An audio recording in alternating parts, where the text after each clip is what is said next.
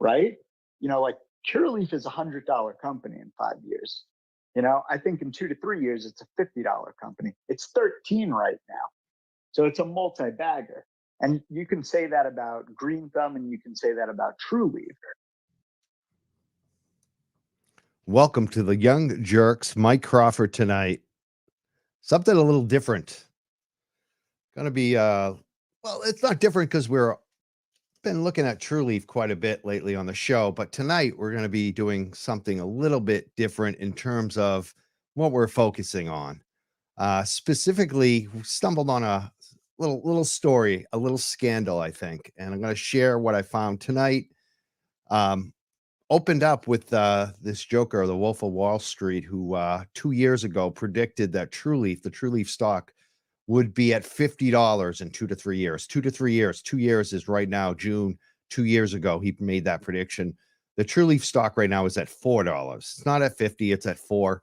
We're going to be discussing quite a bit. I just wanted to give a quick little intro on kind of who I am, because I realize there's probably going to be some new listeners tonight. I know there often is lately, but specifically tonight, because for longer term listeners and the regulars that watch this show, they know that we've been covering the Trulieve bit. On this one, we've seen that workers have really gotten the raw end of the stick with Trulieve. In this story, we're going to be showing tonight on this episode how retail investors have also gotten the same raw stick, the raw end of the stick, so to speak, from Trulieve, from the executives, from the CEO, Kim Rivers. And tonight, this is about her judgment. This is about a lot of people's judgment in the cannabis space, and we're going to jump right into it. Wolf of Wall Street, Wolf of Weed Street. It should give you a clue right there what we're talking about. If you aren't familiar with this type of scam that we're going to lay out tonight, look at the movie Boiler Room from like 2000. I was a financial advisor. This is about my background for folks that don't know. I was actually a licensed financial advisor for over 10 years.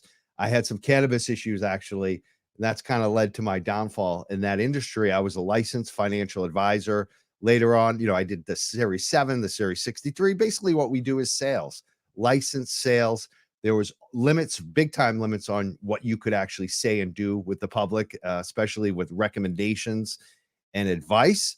I later got another designation to actually be able to give advice, like officially as a financial advisor, an extra designation beyond like the Series 7 and the 63, which allows you to trade for customers. I was also licensed and, had other license and regulations that we would follow in that industry. And it is kind of very strict industry. I never had any complaints against me, never had any customer issues.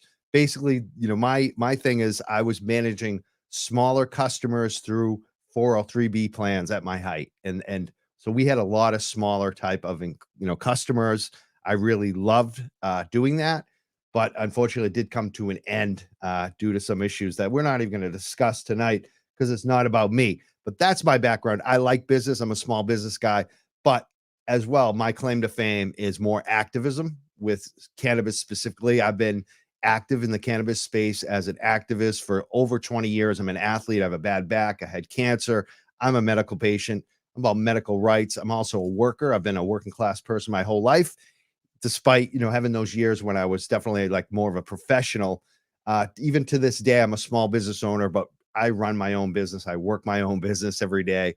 So I'm a grinder. I love business. I've got a lot of business experience, especially smaller business, but specifically with the financial industry. So laying that out, just want people to know that's who I am. If you're going to come for me tonight, know who you're talking to. And I have a pure heart in this cannabis space. I am about cannabis. I love cannabis, but I also realize there's been a lot of corruption. And that's where we come in, the Young Jerks. We've been exposing a lot of the bullshit, specifically about labor and the way that employees have been treated in the cannabis space, but also consumers and medical patients like myself. And I think we've had a great effect on that. We've interviewed quite a few politicians. Tonight, we're talking about a stock scam. I believe it's a stock scam. We're going to throw up, I want to throw it up right now. This is the headline tonight. Kim Rivers and the stock pumpers. Trulieve CEO Rosie Mateo who is one of the most influential PR firms in the industry. You may have heard us discuss that with some of our previous guests who have pointed that out, and the cannabis media, that platform then. And specifically, we're talking about this gentleman, Jason Spatafora, who has been platformed quite a bit by the cannabis media. We're going to go through that tonight. We're going to go through what they do, what Jason Spatafora does, why his partners have been fined like $1 million by the SEC. Going to go through all their allegations and also what their excuse was, which I find laughable, actually. We're going to go through all this. And how does this, what's this got to do with Kim Rivers and Rosie Mateo? Well, let's get into that. Let's get into all of this tonight. And we'll be taking your calls. Eventually, you may have seen I was way behind tonight. I was ready to go. And then my girlfriend asked me to do something. I thought I had time. And then I realized I wasn't set up. I thought everything was set up and I was freaking out. I had to save the document again, but we're good to go. We have everything. We're going to get all the videos up. But I just wanted to start with, basically there has been SEC fines. What we're talking about tonight is not 100% conclusive. We're not going to say that everyone's in on this scam, that everyone knows what's going on, but there's a serious lack of judgment and a lack of caring in this industry. And it boils down to even the retail investors. And I think that Kim Rivers should go as a CEO. If you're an investor of Trulieve, I think this is concerning. I think that you should actually be interested in this tonight, what we're going to present. So let's get to it. Let's play some of the videos. Let's look at some of the things that we've discovered. And again, we are not even getting to the bottom of this. This is something that we just discovered. And again, we broke a story about Lorna McMurray, the worker that died at Trulieve, like 6 months after, or even a year after it happened. I'm not even sure, but it was a while after it happened because there was no one covering this stuff. There was no one looking at it. And this is another example. We're going to be looking at screenshots of things and files of things that have happened just a couple, in the last couple of years. To me, it's shocking that no one else in the cannabis media has touched this, but it's not that surprising. And that's part of the story tonight that we're going to show up. And this is what we're talking about, just how scandalous this is. This is right here who you're looking at on the screen. He calls himself on Twitter, the Wolf of Weed Street. Now, if that's not a dead giveaway, if you're anyone like myself who's ever been in the financial world, you know what the Wolf of Wall Street is, that movie. Even if you're not in the industry, it's mainstream at this point. Boiler Room came out in 2000. That was a major movie. It was only like an indie movie. It was a good movie, but anyone in the financial industry has seen that movie. Has Ben Affleck, Vin Diesel when he was younger. Like, that was a really good movie. And these guys are basically what I'm going to say are the digital version of the Boiler Room scam. And here is this gentleman who goes by Wolf of Weed Street, names himself after a famous stock pump, a fraud pump and dumper. They tell you who they are. This Jason tells us who he is over and over again on social media. And this is Jason right here. Jason, the Wolf of Weed Street, with his Trulieve tracksuit. Notice what Kim actually got him here. So we have Kim Rivers. We have her actually admitting that she bought this gentleman a Trulieve tracksuit, which when I think tracksuit, I either think athlete, which Jason doesn't really look like an athlete like me. Maybe he is, but I think more, stereotypical, especially if Kim Rivers gave it, that it's because she thinks he's a little gangster. So here's Kim Rivers on Trulieve, of Trulieve, the Trulieve CEO, on May 20th of 2021, posting on Twitter in response to his video that he put out, his little dance with the Trulieve tracksuit that Kim gifted him. And she says, I've been pitching the idea to my marketing team with no luck, so I thought I'd have a prototype made and send them the responses. Who better than the Wolf of Weed Street to help sell it? And then she has a little laugh and does a little dance and thinks it's fire. Those are her comments. And who is this Wolf of Wall Street? Why should we care about this? Well, that's what we're going to get into tonight. And again, this isn't just a one-off. We're just touching in this episode. We have hundreds of slides that we went through, hundreds of documents. We're probably going to present like 70 of them if we have enough time tonight. But there is a lot of back and forth between Kim Rivers, the CEO of Trulieve, and this stock pump and dump illegal salesman is what I'm going to call him. And here is Jason, the Wolf of Weed Street. There's a couple good, nice nuggets that he posted just recently. When someone asked him, because it's starting to get out, and we've been starting to ask questions, and people again are bringing this up because a lot of people lost money. A lot of people have invested money with these guys who don't ever talk about themselves as investment advisors. They call themselves trading advisors. I'm going to talk about that in a second too. But here's a couple recent tweets from him when folks are asking him about the illegal pump and dumping and whether it's been going on in the cannabis space and whether he's involved. And this is a couple of his responses. One is LOL, laugh out loud. They still ask to promote. They will never stop paying, but it's a minefield with disclosures dealing with FINRA, which I had to deal with because I was a licensed financial advisor, etc. 20 million over 8 years was good enough for my partners and I. We will live.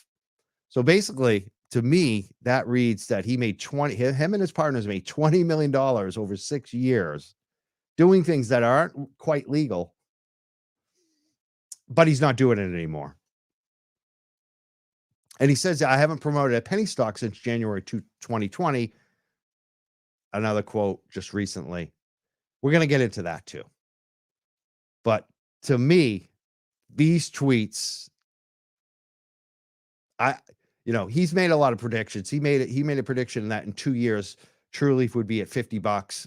In 5 years, it would be at $100. I don't think that's happening. Trulieve is at $4 right now. I'm going to make a prediction that Jason Spatafora is subject to another SEC investigation, if not a criminal case, in the next 2 to 5 years.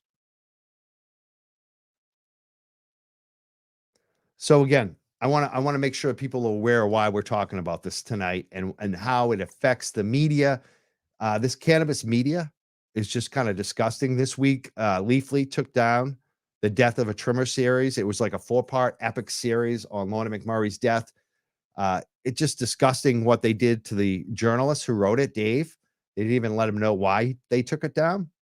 They're owned by a larger cannabis holding company, Meridia Capital. This is a perfect example of what's going on in the cannabis media. And again, if you want to support real media, focus, really check people, really make sure that your sources are good, that the people you're listening to don't have ulterior motives. I'm going to say right now, we have no ulterior motives, but we know that our community rewards us for the journalism and the information that we bring that no one else is bringing. And so if you want to reward us, subscribe to us on iTunes, support us on YouTube and Facebook. Make sure you're liking us, sharing, subscribing. And there are other ways you can kick in through our podcast and our Midnight Mass Substack. We will put that up in a little bit. We're also going to, take some phone calls, hopefully tonight. We'll put the number up in a few minutes. We're not quite set up for that yet. But again, we're the Young Jerks. My name is Mike Crawford. And Dave did this unbelievable 4-part series for workers about what happened at Trulieve. It was up for months. All of a sudden, this big company decided to take it down. Cannabis censorship. And it's sickening, too. I want to thank Weed Week News. I also want to thank Dig Boston. I want to thank the outlets. There are outlets who are doing the right thing. I want to thank Jeremy Burke from Cultivated. He has a newsletter. There are journalists that stand out. And Weed Week News put a story about what Leafly did. And it's sickening, even how the way that they put up this strain in the place of the story, and the strain was Lost Soul. I mean, I don't know if that was intentional or not. It probably wasn't. Probably just a weird thing in the algorithm. But really kind of just shows you how bankrupt it is. If Trulieve ever had a soul, they definitely lost it this week. If Leafly ever had a soul, Trulieve, I don't think's ever had one. So again, this feature that we're doing on the Wolf of Weed Street and Kim Rivers and Rosie Mateo, what do you mean? What's going on here? And what do you actually have? Well, we have lots of tweets like this. this goes back to a party in 2021 where Jason Spadafora, the Wolf of Weed Street, and Kim Rivers, along with Rosie, who is the PR firm at this point for Trulieve, and I believe TerraSend and also Extend it, so multiple large multi-state operators, the largest tier one. She was the go-to de facto PR firm. And some folks have noticed and called it out, like Coke and Pepsi wouldn't have the same PR firm. It seems like that's starting to change now. It seems like maybe Trulieve doesn't actually use Rosie anymore. But at this point, definitely all friends and family. And what you're seeing here is that they respond to each other quite a bit. They tag each other quite a bit in 2021. And again, why does this matter? Well, we're going to get to that in a second, but I just want to establish that fact right here. And I'm going to point out some of the main players here so that you know who exactly what we're talking about, who we're talking about. Before we do that, let's look at this. And this is the key that I think ties it all together that you need to know about is the SEC. This is what came down. This is in the matter of Adam Hyman and Michael Perinotti. And both of these gentlemen are now partners with the Wolf of Weed Street. And we're going to read from some of that tonight. Not quite yet, but that's the main part of this. And this is a comment that came in on Twitter. There's a lot of comments and info that we're going to share from folks talking about this. And Taylor wrote on Twitter, he said, "What if I told you that the popular trading groups were encouraging their members to buy pot stocks in 2019, in 2020, then purchasing options and calls to pump and dump them and financially benefit?" So basically, folks that don't understand, they're betting the other side. They're buying something that's worthless, pumping it up, pretending it's worth something, and then selling the shares that they already bought for pennies on the dollar, and then selling them at the premium, knowing that it's going to come back down to pennies on the dollar. It's called the pump and dump. This is the oldest scheme in the financial industry. Everyone knows about it. It's why people are licensed. It's why that you have to go to a licensed person for advice. You shouldn't be paying someone for advice, especially when they're encouraging you to make risky trades. So Taylor just nails it. This is what this is about. And again, how close are these folks? Well, I'll tell you something. Kim Rivers hasn't wished me a happy Thanksgiving. Did she wish you a happy Thanksgiving? In 2022, and this is after the SEC fines came out, by the way, and this is after a decade of this. This goes way beyond. We're going to show some of that info too. For decades, this stuff has been going on. But in 2022, Kim Rivers on Thanksgiving says, "Happy Thanksgiving" at Wolf of Wall Street with a nice green heart out of the blue. I mean, this is how close they are. And who platformed him? Folks like Benzinga. Here's a podcast that Benzinga did 2 years ago with the Wolf of Weed Street, excuse me. We're just going to call him the Wolf right now. Here he is. This is Jason. This is the Wolf of Weed Street, the Wolf. He calls himself an investor and stock market provocateur, lover of irrational exuberance.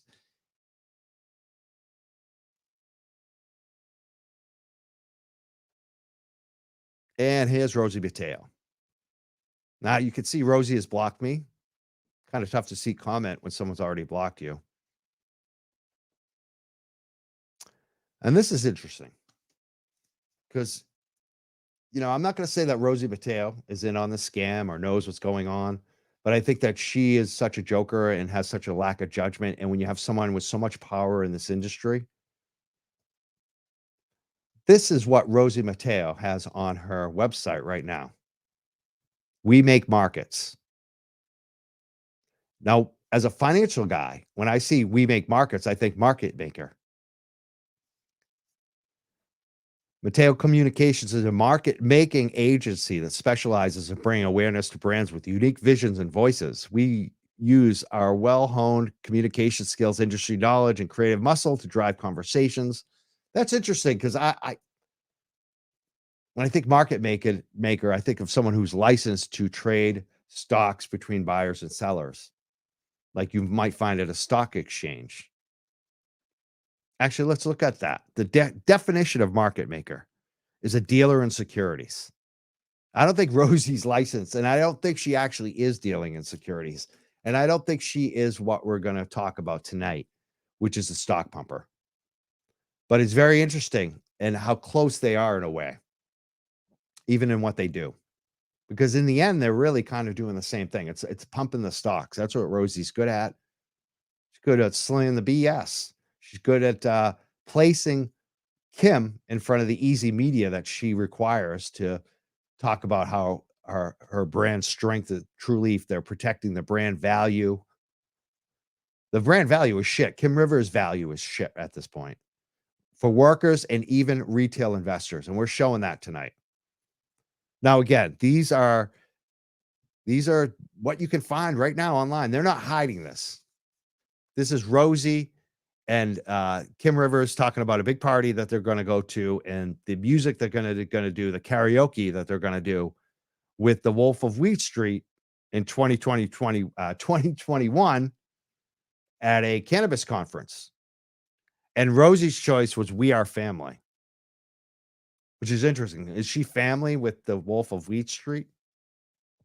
Kim Rivers was wanted to do the Sublime song, and she said, add it to the list. Jason has got the intro, which is the Two Joint song.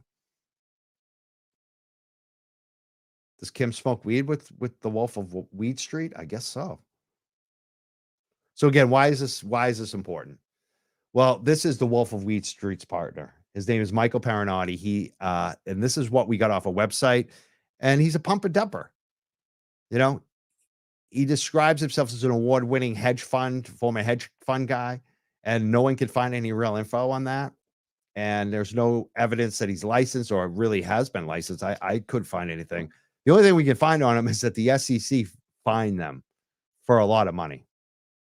A lot of money. So that's Michael. And this is who the Wolf of Wheat Street directs people to listen to. He hard sells them. I was actually in one of their little YouTube, and it seems very artificial, inflated, hyped. I've done a lot of sales stuff. I've been around sales stuff. I know it's a hard sell is. Definitely a hard sell. Talks about the risk. Talks about don't be afraid of, fear of missing out. It's all about fear of missing out. It's all buy now, do this now. Don't worry about the risk. Never tells you the risk. The true risk is that you're giving money and listening to a guy who has been fined by the SEC. They never tell you that. Now, they're going to say that they do tell you that because they have talked about it once in public. But the real wolf of Wall Street, Jordan Belfort, he talks about what he did everywhere now. Like it seems like there's a difference between someone who did something wrong, in my opinion, and admits it now and is owning it and trying to do things differently now. Like some folks are, and I think that these folks are going to try to paint that picture, but everything that we see doesn't show that. And we're going to talk about that tonight too. And here's the other gentleman that was also fined by the SEC, Michael's other partner. He's on a major podcast with one of the Paul brothers, Logan Paul. These are the stock pumpers, Michael and Adam. And this is the SEC complaint again. We're going to go through some of this. But before we do that, I just want to, we get beginning messages. I think a lot of them are very pertinent about what we're talking about to let people know what the investors have been through. The small investors, some of them are even larger investors who have been what they think they've been scammed by these folks. And these are some of the messages. I'm just going to read this gentleman's messages right now. He says it costs $2,000 to $3,000 to sign up. Then you get put into this group chat room and it shows you the trades that the owners make. Then people follow along. But there's no real proof that they are actually making those buys. They are just telling you that. He plays options on pot stocks, and I took the bait, lost a lot of money. Yes, he was telling us to buy in at 25 and was shorting it the entire time. He just made an official partner of True Trading Group, so that means he owns part of the company.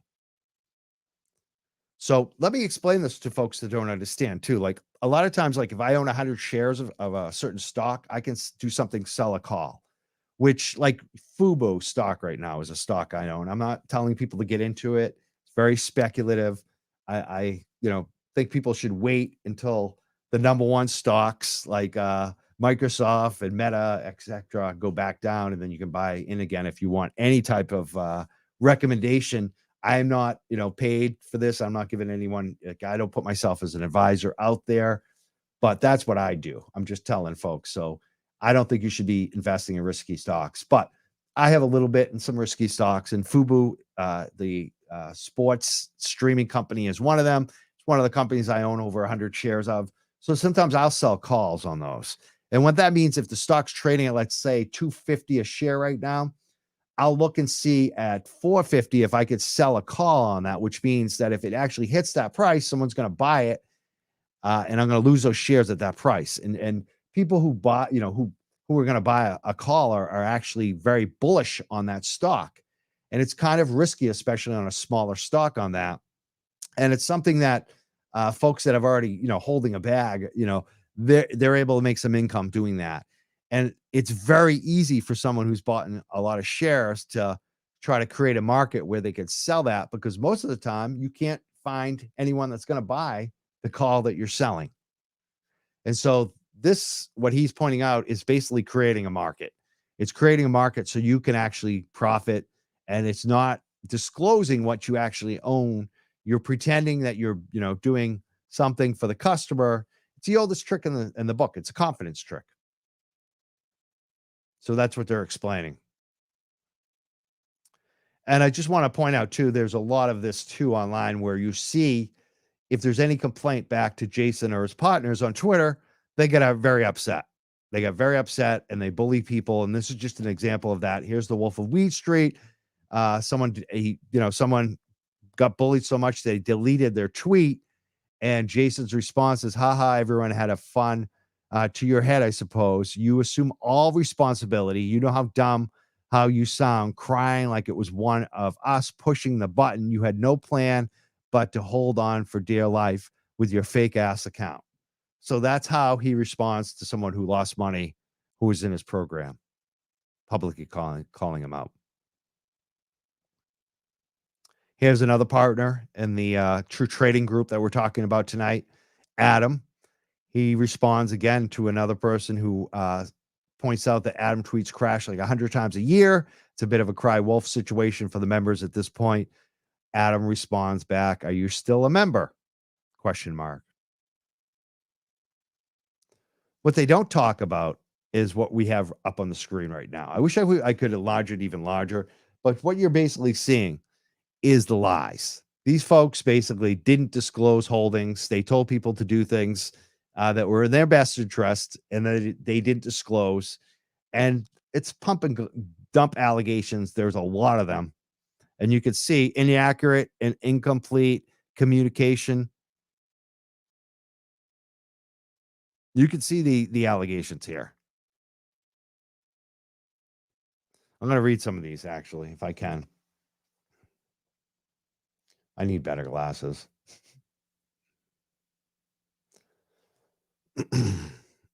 Here's one.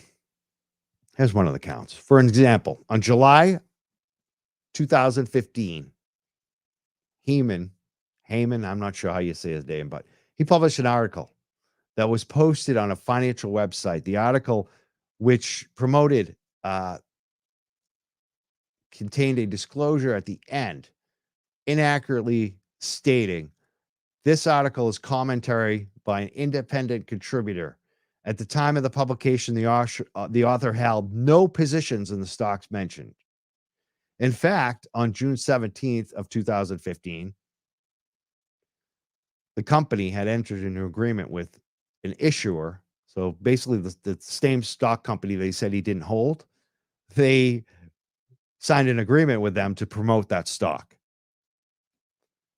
As compensation for the promotion of the stock, the company that Adam owned had been awarded 10 billion in shares and was also paid 60 grand. None of this compensation was disclosed. The 10 million shares were issued to the company one day before the article was published. So that's how they do it. Now, it also says that he authored 18 other articles for free news websites that also contain incomplete or inaccurate disclosures about his relationship with the issuers, including whether or how he was being compensated to promote these stocks. So basically, he had an interest in promoting the stocks and didn't tell people. It's called pump and dump. It's fraud. He was an illegal stock promoter. Now, again, the settlement that with the SEC, they had no admissions of guilt, but they paid huge fines. And to me, I mean, these allegations are really, this is just some of the allegations. Look how many allegations there are. I could be here all night reading these allegations. This is what they did.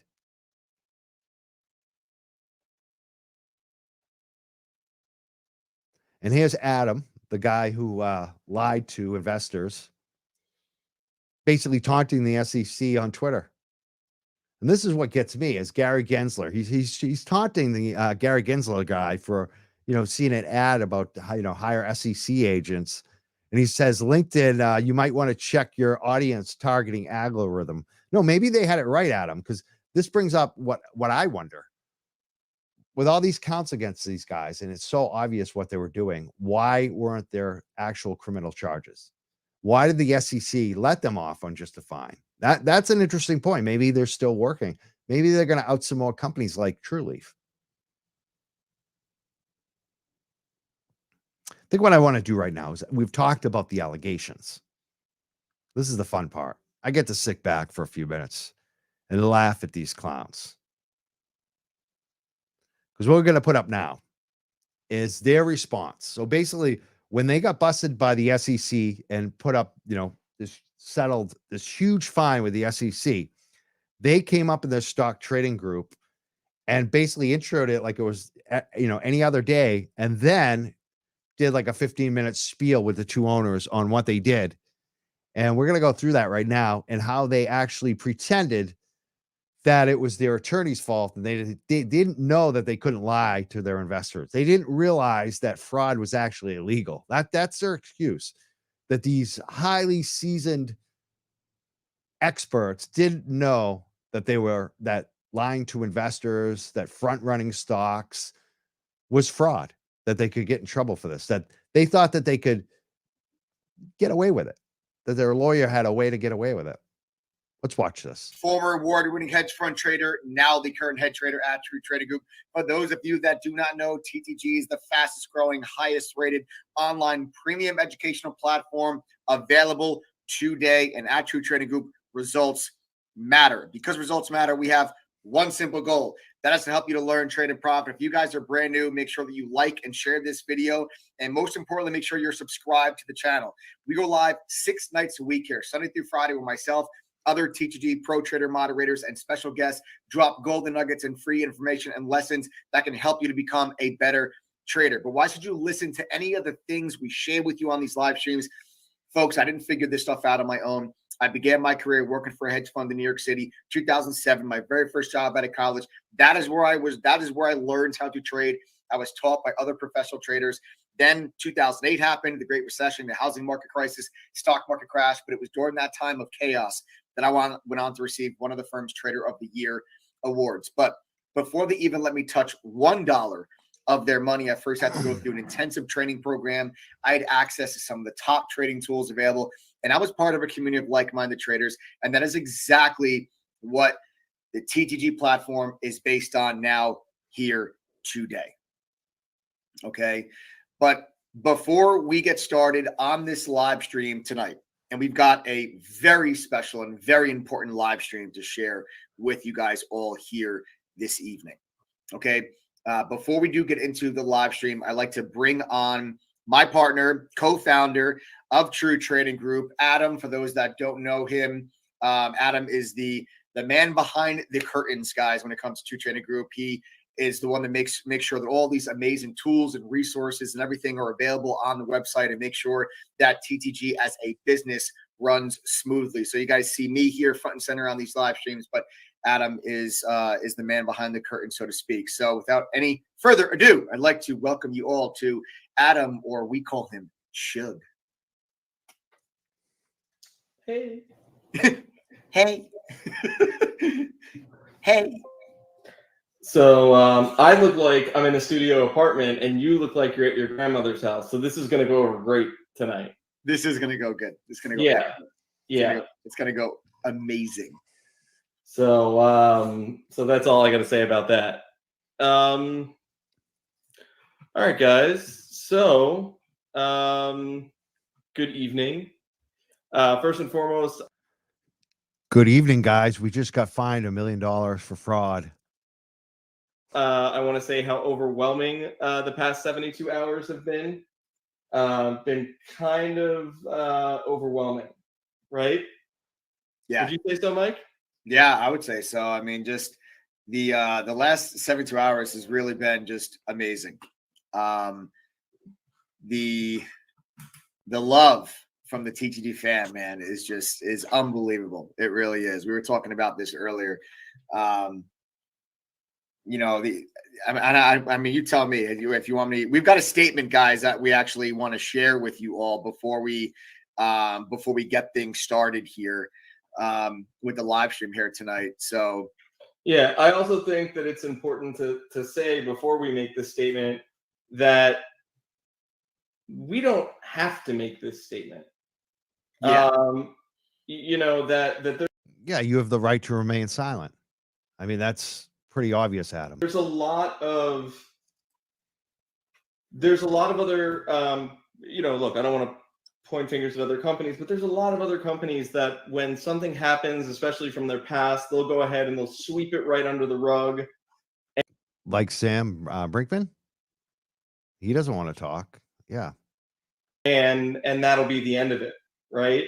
And they'll wait for it to die down, or they'll wait for a bigger story to come up, and that'll be it, right? And that's just not how we are. yeah. That's not how we operate. That's not how we've ever operated. No, we get busted, pay $1 million fines, and we just keep the scam going. We just tell everyone that we've changed our procedures, right? Is that what you're going to do right now? I mean, this is ballsy in a way. You got to expect to respect this grift in a way. Like I feel bad for people who've been scammed by these folks. Like I've heard from a lot of them, but geez, you got to have some balls to come back after you get fined $1 million by the federal government, SEC, all these allegations, and you're still. Well, let's see what they're going to say. I want people to see the balls of these guys, because it's kind of like, wow.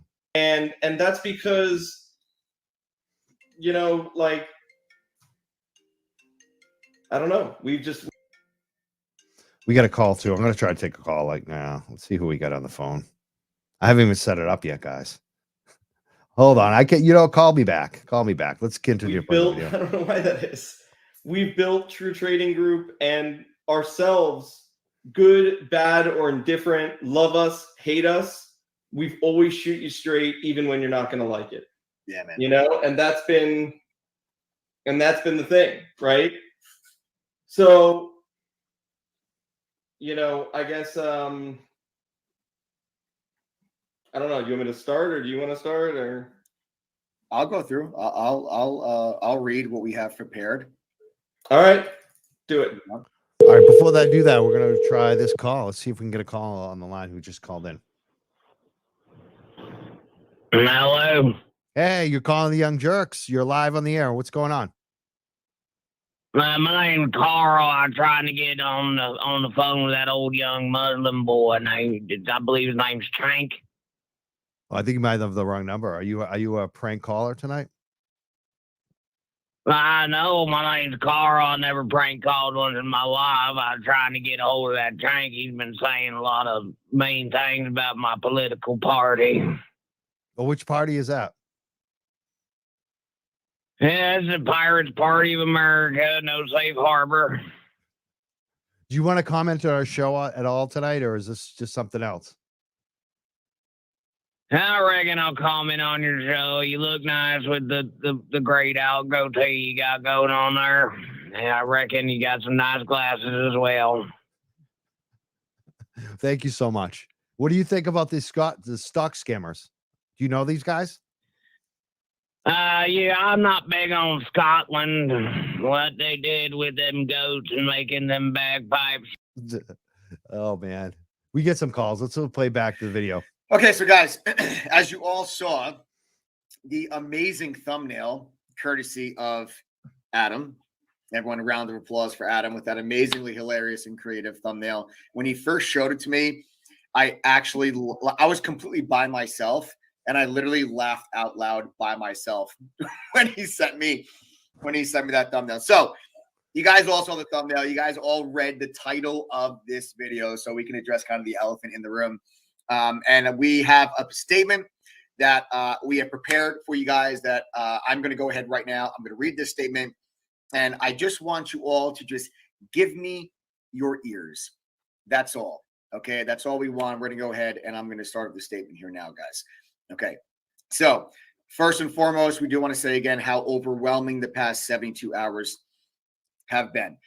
On any given day, you all push and motivate us to be the best parts of ourselves, but the amount of love and support from our TTG family over the past couple of days has been something truly amazing, humbling, and motivating. When Adam and I first started TTG, we had no idea the impact it would have on people's lives and or the freedom, sense of purpose, and pride that it would give our own. TTG's unequivocal proof that you can have a business and run and grow that business with honesty, integrity, and transparency, all while the business is flourishing and its members have every opportunity to receive unmatched value. Transparency. That's not what the SEC file said. What the SEC file said is that you lied to your investors, that you lied about stocks that you were promoting, that you held the stocks and told people that you didn't have the stocks. And a shared sense of purpose. The shared purpose of you fleecing people who are listening to you for stock advice. That's your purpose, Michael.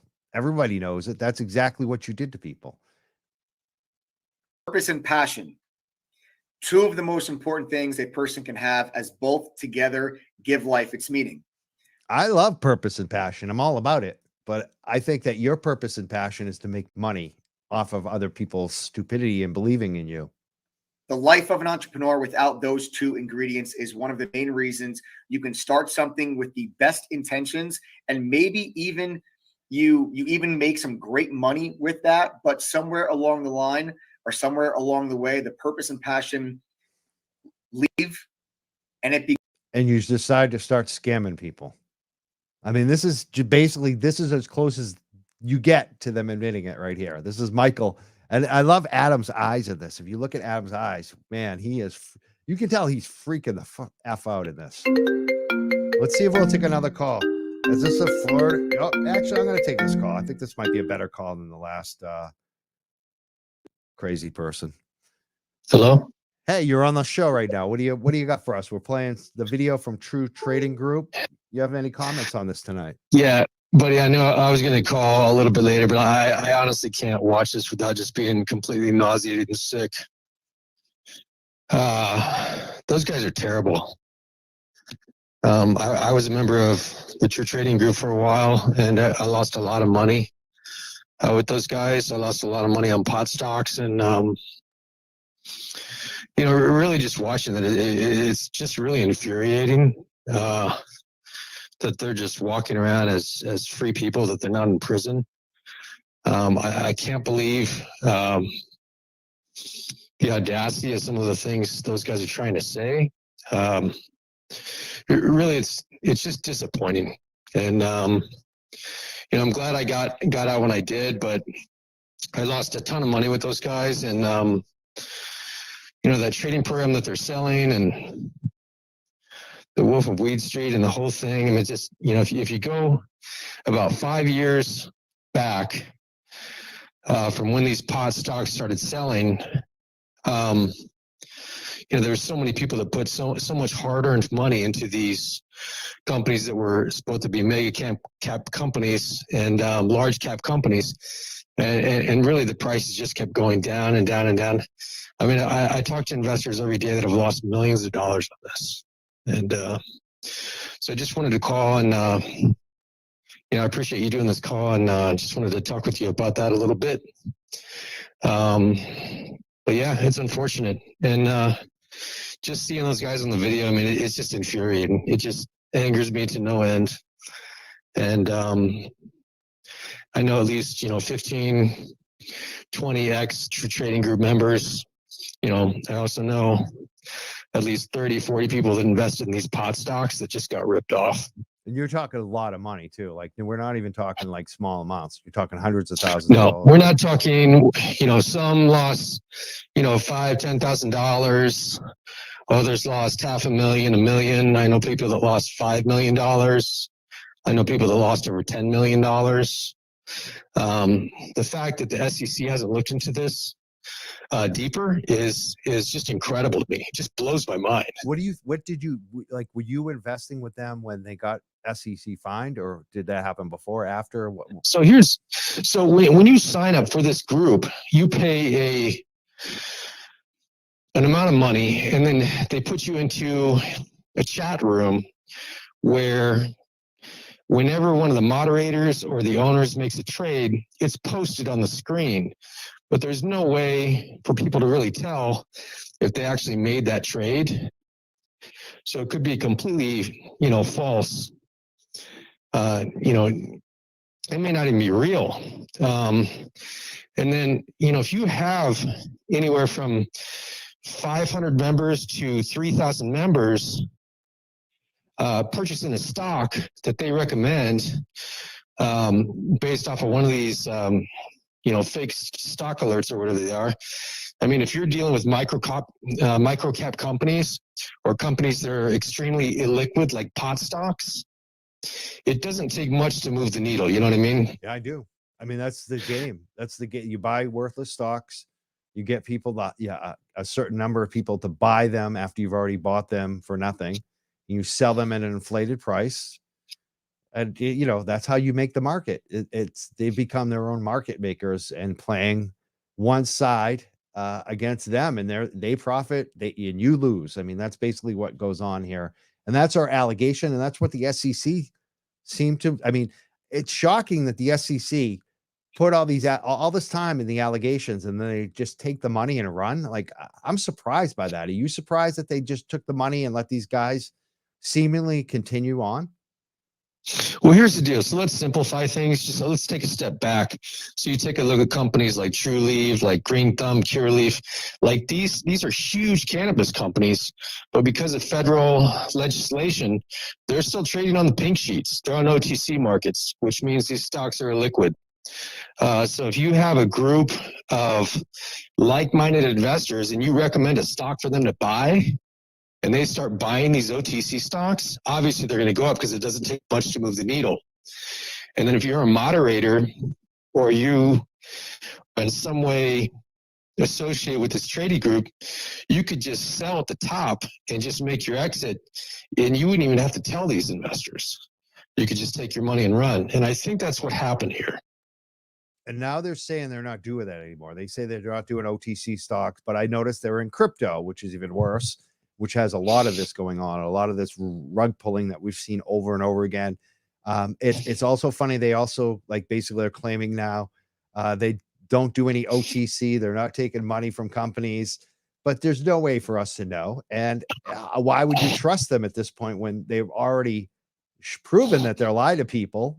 I mean, and I know that there's no admission of guilt with the fine that they paid, but to me, that's enough admission. Like, you wouldn't pay the SEC all that money if you didn't do something. Right. And why would you say that you're no longer doing something? Is there a reason you're no longer doing something? Excellent point. I mean, yeah. Why? I just want to say there's a reason they're not doing it anymore. Yeah. Is because they got caught doing it. And playing around with microcap stocks in a trading group. Yeah. And the pot stocks too. It's like, like there's a difference too between between all these different types of stocks we're talking about, whether you're talking about crypto or like true penny stocks. To me, were always OTC. But then you have like the Vancouver exchanges and the Canadian exchanges where, so it's like they're being very fine about what they say they're not doing anymore, but it allows loopholes, in my opinion. Don't you think so? Absolutely, absolutely. And I'm fortunate enough to be retired. Financially, I'm doing just fine. But I lost a substantial amount of money with them. I won't get into that. It's just details to me. But this is not. This goes a lot deeper than most people think it does. And the show that you're doing tonight is just scratching the surface of how deep it goes. And hopefully you can find everything you're looking to find. But I can tell you, just talking to me, I'm one of hundreds of people that this has happened to.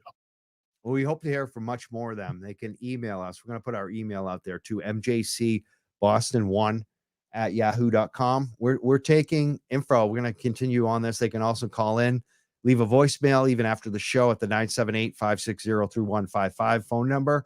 There's many ways to get in touch with us, and we're going to continue this. And I agree with you. We're just scratching the surface. And what we found just on the surface, what's publicly available on Twitter, is just shocking. And I know that there's a lot more that we're not even touching. And I'm glad you brought that up too. Like a lot of our stuff tonight is just from the last couple of years.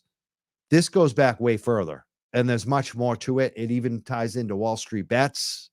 So I expect much more. I want to hear from people, especially the investors. I want to thank you so much for calling in tonight.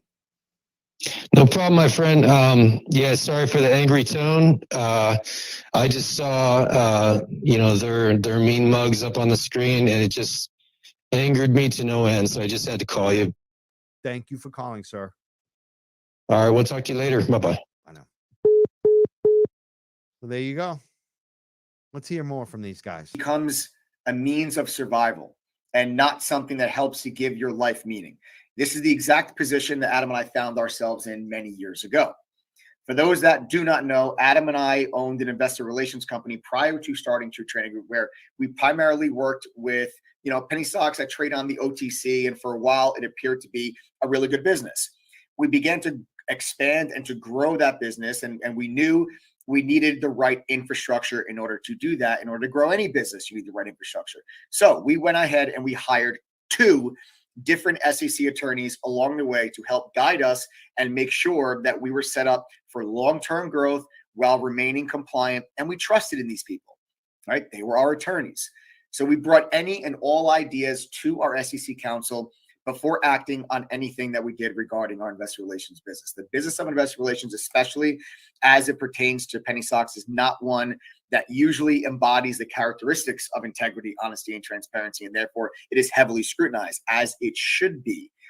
Okay, but from 2015 to 2018, we received poor guidance from our now previous SEC attorneys. We were Oh my God. This doesn't happen. I'm sorry. These guys are laughable. Just the shit that they're about to push. Listen to this.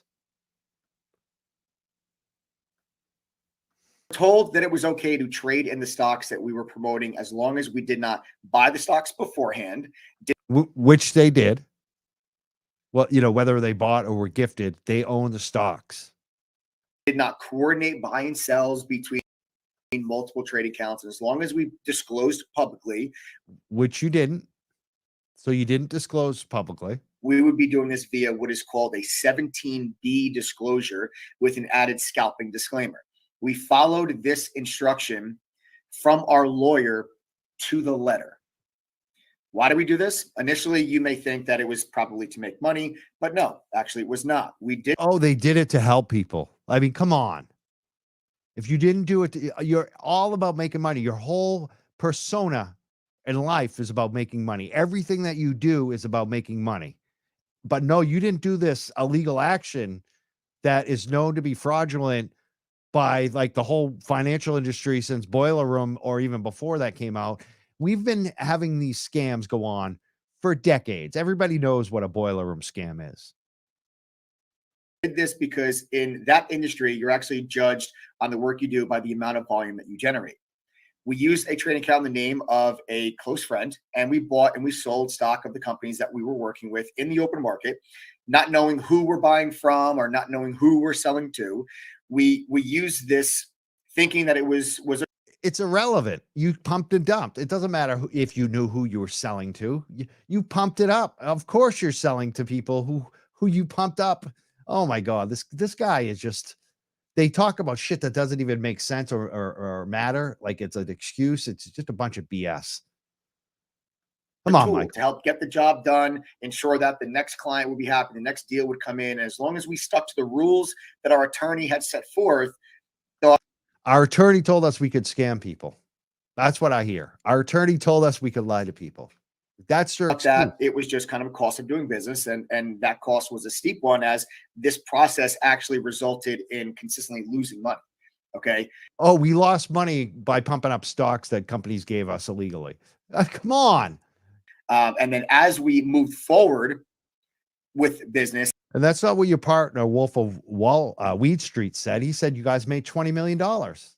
He told on you guys on Twitter. As we move forward, there were several red flags that came up with the attorney that we were working with. The red flags on the attorney, not on you guys, though, have been fined by the SEC. That's not a red flag. Come on. And as a result, we actually, you know what? If the attorney gave bad advice, I think his name would be on the SEC fine. His name's not there. Your name is there. You two guys, your name is there. Your name is there with the companies that you got fined with. Not your attorney, who you never say the name of, by the way. I think it's a made-up attorney. I question if they have an attorney. Is it a mob attorney? Like, what kind of attorney do you have, Michael? Actually fired that attorney in 2018. They we fired him. Come counsel. On. After much research, we found an amazing attorney who is our head of compliance still now to the. What's his name, Michael? Where's your documents? Where's all the information? Like, I want to see all your trading accounts. If you're giving advice like this, you need to put up audited financial statements of what you hold. Like, nobody should trust you without like the most major accounting firm auditing you and publicly posting to the world. Like, that's the stuff that you guys don't do. This day. And this person was previous head of the Nevada Gaming Commission. What's his name, Head Michael? of enforcement. What's his for name? The How come he Nevada. never says his name? Why don't you ever say the hedge firm that you supposedly got an award, a fake award, I believe it is? SEC, and was also a former assistant U.S. Attorney General. Or U.S. Attorney, excuse me. We immediately had her audit every single thing that. You have a former U.S. attorney as your attorney right now, and you don't name her. That's fishy to me. I'm not buying it. I know a former U.S. attorney. She just lost her job for some shit. We were doing, and she explained how she was a guest on the show too. And by the way, Michael, I'm going to be sending all of this to the SEC after the show tonight too. And I encourage everyone, if you have info, send it over to us. We're even thinking of organizing some of these folks for like a class action lawsuit against you guys. So if you're a victim of this, send it around. Get people to talk to us. We are the show that exposes corruption, and we do it by dripping and gathering and continuing and listening to people. And so if you're an investor that gets scammed by these guys, you got to hit us up. Our business practice was actually not correct, and it needed to be stopped. The very same day we stopped, and have not repeated it since in 2018. Okay. Shortly after, in the summer of 2018, the SEC had then questioned us on the trading that was conducted from 2015 to 2018 and why, as it had no apparent purpose. And we did, and we told them the truth. We told them the truth about everything. We provided all the information that our previous attorney had given us.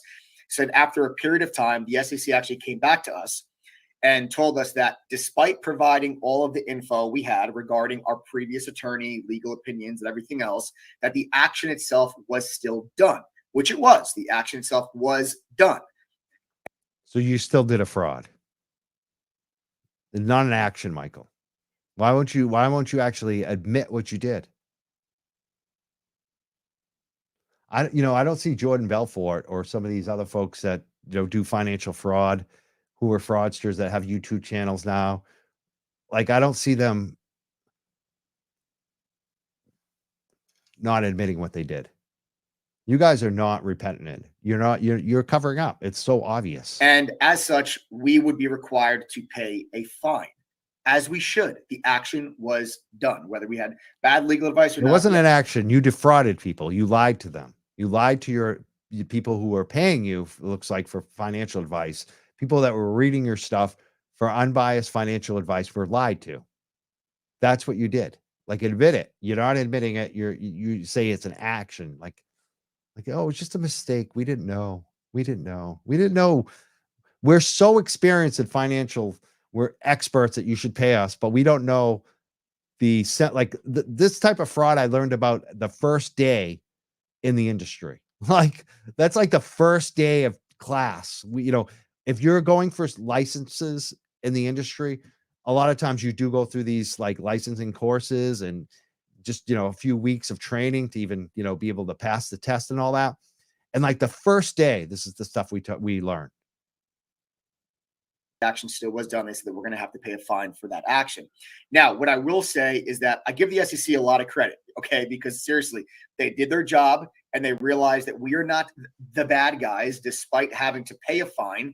They did not pass down any bar, no ban from any stock related business whatsoever. Not only that, there was also no litigation, no charges, nothing criminal, nothing that prevents us from conducting future business in any capacity that we want. We got bad legal advice and had to pay a fine. There was no scam, scheme, ill intent, nothing. That seems like a lie. There was no scheme, scam, ill intent. When you actually tell folks that you don't hold the stock that you're recommending, and you lie to them and say you're not holding that stock, which Adam did over and over and over again, that's a scheme. That's a fraud. That made you millions of dollars. Like, that's the whole thing. Like that. So what does this have to do with True Trading Group as a business? The answer is absolutely nothing. Not a single damn thing. This does not in any way, shape, or form have anything to do with True Trading Group. No stocks were ever promoted, were ever discussed within TTG. In fact, we actually, as a company, True Trading Group, do not allow OTC stocks to be mentioned and or alerted in chat by any moderator or member, with the very rare exception of certain high-end cannabis stocks. And Adam, okay, has actually given our members several live workshops teaching our members how to identify promotions and know and understand all of the risks that are associated with them. Okay, so now it has nothing to. Do you ever tell your folks that are buying into your group about the risk of listening to someone who's been fined $1 million by the SEC? I don't think you do. To do with True Trading Group then or now or in the future? Why did we share this with you at all? Guys, True Trading Group was formed on and based on transparency. They were based on transparency, why the partner was lying to people out in the open. Like, they don't come back on that. They don't push back on those allegations from the SEC that they paid $1 million for. They assume that people aren't going to go read the documents that we've posted tonight, that are right there in black and white, what they actually did. Transparency. Why did they talk about it on the show? It's pretty obvious why they talked about it on that show, because it was news everywhere. It was national news. These guys had just got caught in a scam. They had to pay a huge fine to the SEC. True Trading Group. And after a long time, this was finally made public just this past week. And as such, we were finally able to now talk about it. Okay, for those that know us, we have a tendency to overshare and can sometimes be a bit too honest. This was very difficult for us to not discuss this, as it was a huge weight off of our shoulders to do so now. You know, we don't just sweep things under the rug in True Trading Group. We are fully transparent. We're honest with all of our members. We always have been. We always will be. TTG has given our lives purpose, passion, and we move forward, onward, and upward with the amazing TTG family that we all have here now today. I love each and every single one of you. And that's it. All right. So guys, that's it. That was our statement. We're gonna put a copy of this on our website too. So that way anyone that has any questions can revert back to it. We're gonna leave this video up. And that's exactly what has happened. And I also spent Saturday and today in chat with our members and went into big details for about 2 hours at a time, so that our members can get a little bit more than just this public statement. So again, no bearing on True Trading Group. There's no litigation. There's no court case. There's no criminal anything. There is absolutely nothing. It is literally a fine and a, hey, we promise to never do it again. Thank you very much. And we go on our separate way. We were not charged with anything, nothing like that at all. We have to pay a fine, as we should. Yep. And Mike and I are going to discuss internally if it is worth going after that attorney, who happens to be very old and retired and doesn't have any money. So we're like, maybe it's better to just move on with our lives than it is to disbar an old retired attorney. We don't know yet. But I will tell you that that for the most part, we're just really, really grateful and feel a sense of relief that we are finally able to talk about this, because we were not able to talk about this for a long time. And we're just not the people to have secrets, man. And this has just been weighing on our head, and that's it. So We're here. This is going to be the only time that we're going to come out and talk about this publicly, because I'll tell you what, we have lived the nightmare for 3 years. We're done. We want to move on with our business. We accept, we're paying the fine we need to pay. There's nothing else that's required. And now we can focus without anything on our shoulders or anything, 110% on moving forward and leaving the past where it belongs, in the past. Yeah. And let this be a lesson to everyone here too, that nobody's perfect. No matter how great Mike's eyebrows are, no matter how amazing my home haircut is, no matter how Adam's OnlyFans page for his feet, he's actually in the top 1% of creators. That's true. I make like $2 million a month just from showing my chubby feet. Well, if you're new and this is your first time on the live stream, welcome. Yeah, seriously. If you're new, welcome.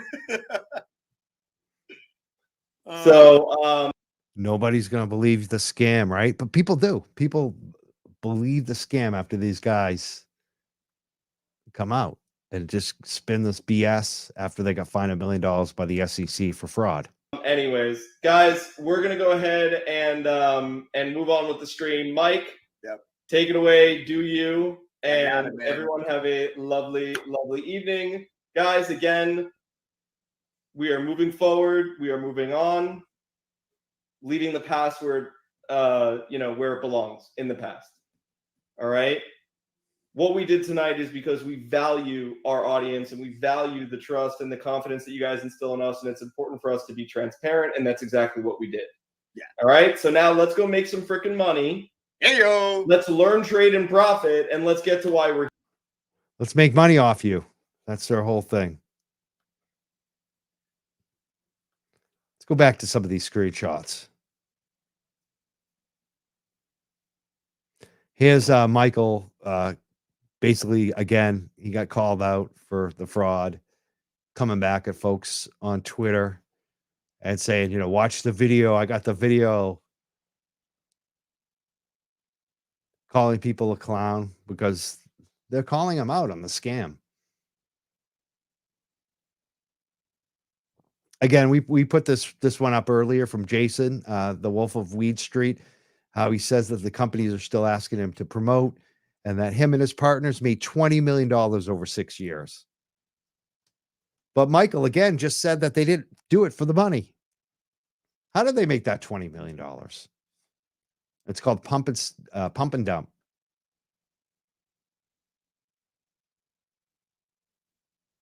I want to play this one too. This is a good video right here. This is something right here too that I just, Michael told you too, they talk a lot, which they do. They talk a lot online. They talk amongst themselves, but especially I find on Twitter. Here's Jason, the Wolf of Weed Street. After Kim Rivers bought some of her own stock back in 2021, he came up and put a video out. He says, small rant. It doesn't take much to change sentiment in the market, which he knows all about because he knows how to pump up the market with fake news. He says, it doesn't take much to change sentiment in the market. See, he's actually being honest there. There are times when these guys are very honest, and that's a piece of honest. He's telling you he's done it. He knows how to change sentiment in the market. He knows how to pump. So that was his opening statement here on this video that he posted. And then he says, and even though I'm keenly aware of liquidity drops from March to July, so the stocks had all been going down. The cannabis stocks were crashing at this point, like they have continued to. And he said maybe some of the CEOs could stroke a check if they gave 0 Fs about expanding shareholder bases beyond Twitter children, or don't. So Jason posted this video back in 2021 praising Kim, the CEO that has a husband that's in federal jail for fraud. They're very tight, you can tell.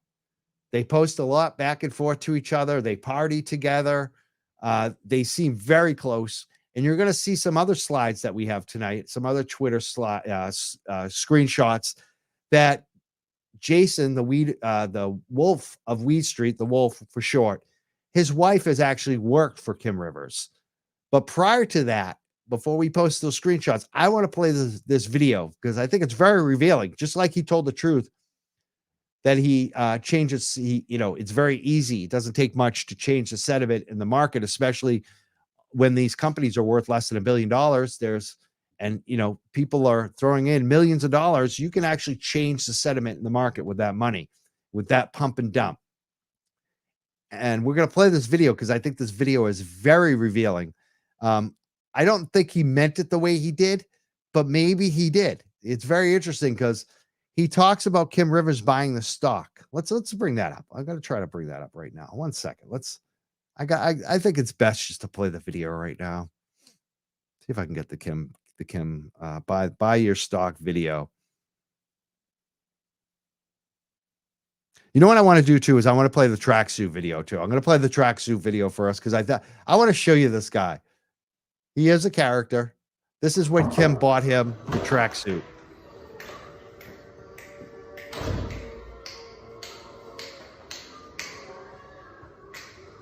It says Wolf on the back.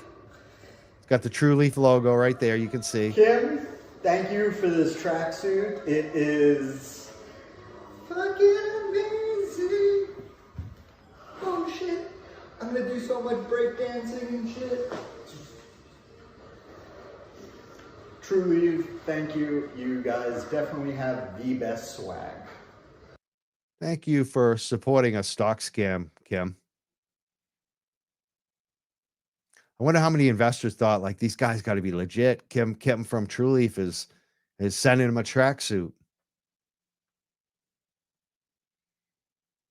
Here it is. Let's play this video here. I want people to see this video too, because this is, I think, a telling video.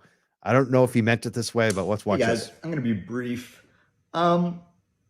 So, I have a critique. First, I'm going to say, out of all the CEOs, the top tier MSOs, Kim Rivers has the biggest balls. Okay. It's tough to write a check for $1 million. Even though, some of you guys have pretty deep pockets or share counts. So I think for sentiment, it'd be great. unless you guys are going to do something to reach out to, new targeted demographics of shareholders, which Let's stop right there. So that's what he's doing. Him and his scam crew are reaching out to new targeted demographics to promote their stock scams to get people to buy companies with low market caps that they've already purchased stocks on or received stocks on. honestly, you guys have been fucking terrible at doing. But they're good at it, which is true, which is, the only reason they're going to do it is to benefit illegally on it. Since the beginning, all your shareholders are on Twitter, and that's how the scam works on Twitter. He's telling you how they do it. And he's basically telling, if you look at the messaging here too, it's a lot to these MSOs. Like, you better hire us. We know what we're doing. You're not doing it. We're doing it. you wonder why, there's panic selling and everything. So I think it'd be great for You wonder why there's panic selling, because we've pumped it up and now we're dumping it. And everyone knows it's getting dumped because the price has gone down after we dumped our massive volume, both on the pump and the dump. Instead of just being check cashers, be a check writer. Take the stock, donate it. Wait, that's it right there. The Wolf of Weed Street. Wolfie, who did you want? Kim bought $1 million of her own stock. You were praising her. You're now telling the other MSO heads, the large cannabis publicly traded stocks, and they're not that large in the stock market, considering, they're worth $1 billion or less, most of these companies, right? So they're very small, almost micro cap companies. And now you're telling their CEOs to buy their own stock like Kim Rivers did and donate it. Who would you like them to donate it to? Wolf of Weed Street. Did you want them to donate it to you so you could pump and dump it? I think he's telling on himself here. I think he wants them, and I think he's telling them, you got to start pumping and dumping with us. We'll get your stock back up. Give us some of your free shares. Buy it yourself and give it to us. I wonder if Kim gave him that $1 million worth of Trulieve stock to dump. Write it off. I don't give a fuck. Write it off. Do something. All right? That's it. That's my rant. That's his rant. That's all he wanted. He wanted people to pump and dump for him. It's just unbelievable, the stuff that we're finding on this crew. We got a lot more slides. I'm almost done tonight, though. I hope so. I mean, let's go.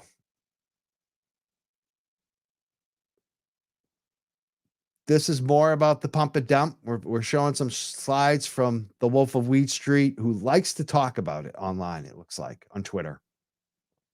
And these are more slides from the big party that they apparently had in Vegas between the Wolf of Weed Street and Kim Rivers and Rosie.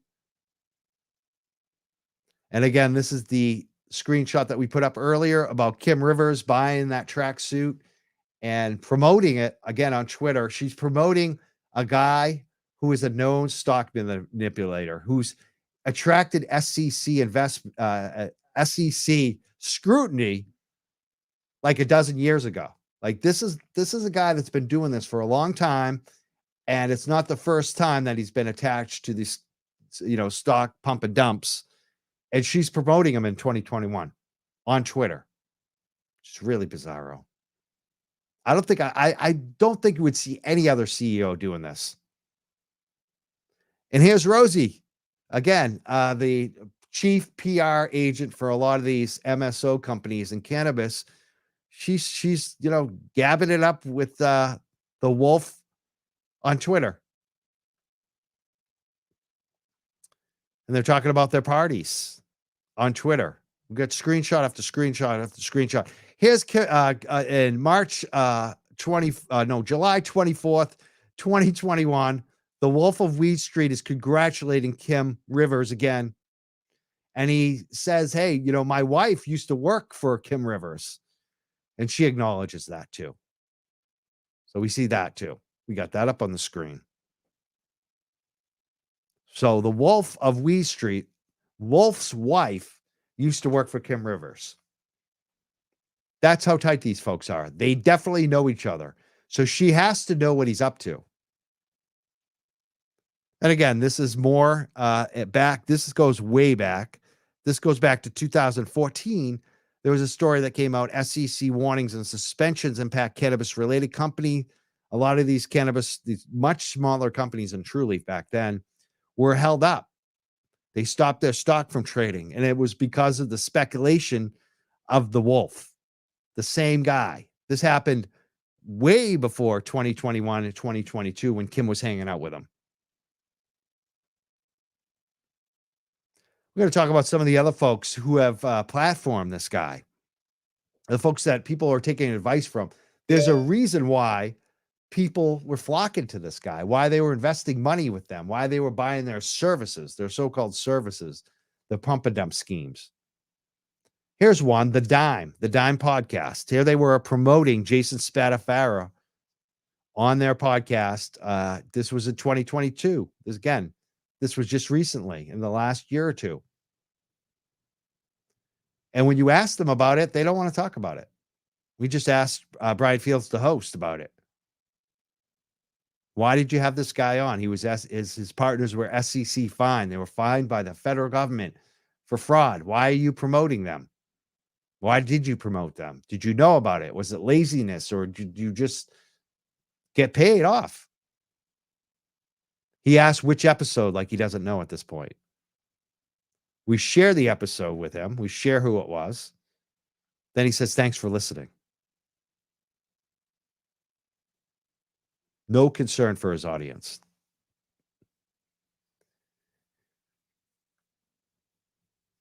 His Curaleaf, the CEO of Curaleaf, was also on lives with the True Trading Group scammers. You see what's going on here? It's not just Kim, not just Rosie. Here's another one from the Wolf of Weed Street. He says, here are the spaces from this week that Mayor Toby and I did with Boris Jordan, the head of Curaleaf, and Heyman Shares. This is an ETF company. So Boris Jordan, Heyman Shares, Mayor Toby, all these guys are supposed to be respectable somewhat. Like, I know Boris is, he works with oligarchs, but he's a CEO of a publicly traded company. Have some like decorum. You're going on a stock pump show. And the Mayor Toby too. Like, these guys, when you ask them too, like we've asked Haman Shares about it. We've asked Mayor Toby, just like the other guy from the Dime, they don't have anything to say. They don't seem to care that they promoted pump and dump. They don't seem to care that people got ripped off hundreds of thousands of dollars. Retail investors.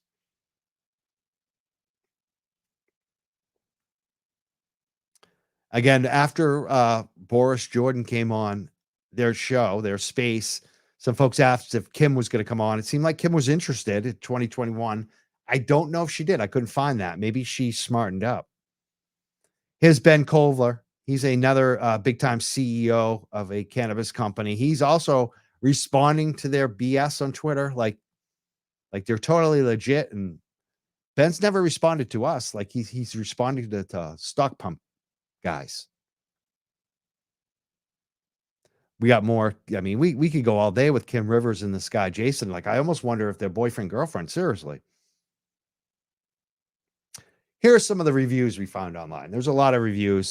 This person, very similar to the phone call we took tonight, said, what I don't like about them is their marketing. They lecture you about fear of missing out, and then they do it themselves. They actually apply fear of missing out on their member recruitment tactic. You can see what they're writing here. They push their audience. They definitely do. Here's another one that we got up on the screen. You aren't allowed to post negative reviews about True Trading Group. Shug, Adam, will crucify you. So, like, it's funny that this guy, Adam, this little guy, Adam, who had you could tell he was freaking out in that video that we played. Adam calls himself Shug, like he's Suge Knight or something.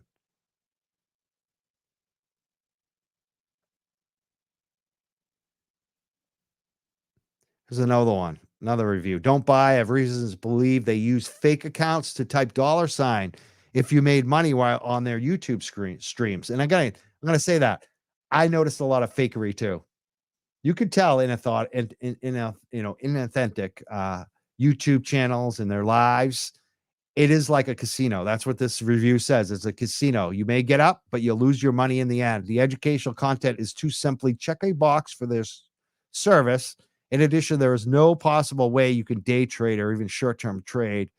So they're basically calling it out, the whole model and the scamminess of it. You know what? I want to post some comments because there have been a lot of comments coming through. If anyone wants to call in, they can too. 978-560-3150. I got a comment from Lou who says, Brian Fields, laugh out loud. No surprise to see his name mixed up in this.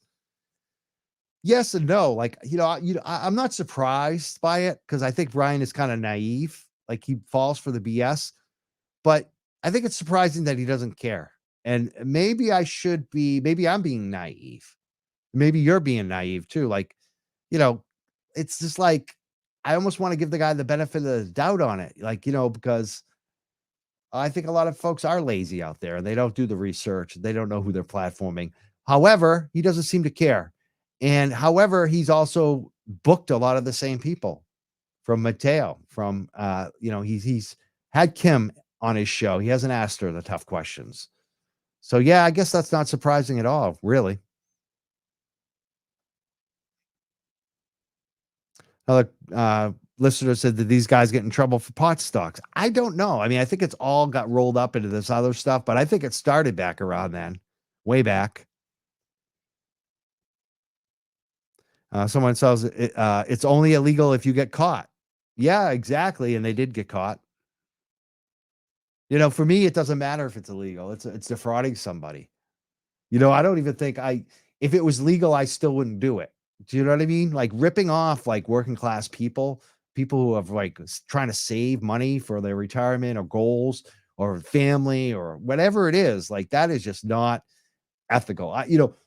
I would probably think differently if you were stealing from like the Walmart heirs. Like if you're stealing from a billionaire, I wouldn't give a shit at all, honestly. But when you're stealing from working class people, especially people like this who are looking for advice, I know who these folks are because I used to give them advice. Another listener says, what's up, Mike? It's Mike Driscoll. He's a longtime listener. He wants to know what's going on. He caught up. He wants to get caught up. He came in late. Michael, you're going to have to listen to this whole show because there's a lot to this. But basically, cannabis stock scams is what we're talking about today. And specifically, we're talking about the True Trading Group and their connections to a lot of the cannabis business influencers on Twitter. And we're talking about CEOs like Kim, especially Kim Rivers from Trulieve. We're talking about ETF guys who basically run, trading mutual funds, ETF, electronically traded funds. That's what they're doing for pot, for cannabis. Those guys, cannabis media, platforming them, stock scammers.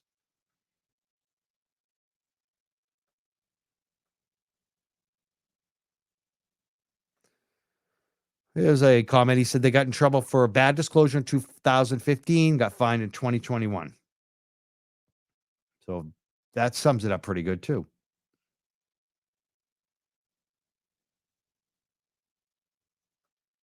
Another question says, where are these fools from? I believe they all are in Florida right now. Another one says, I thought this was going to be about the MSO gang or Todd Harrison. Well, it is a part about MSO gang and Todd Harrison because they all bought in. None of them called this out. It was good for them.